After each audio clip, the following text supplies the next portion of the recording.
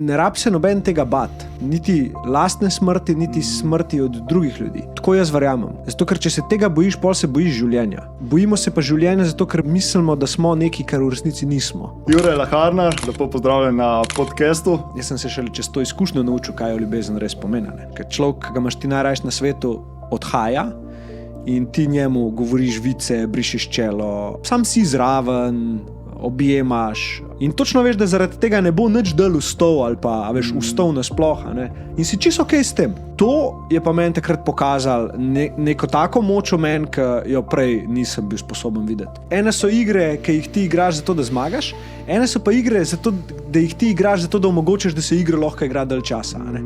In jaz si recimo z podcastom želim omogočiti, da to igro igram čim dalj časa, ker vem, da mi bo samo igranje igre prinesel veliko več, kot sem si jaz sposoben zamisliti kot cilj, zaradi katerega to igro igram.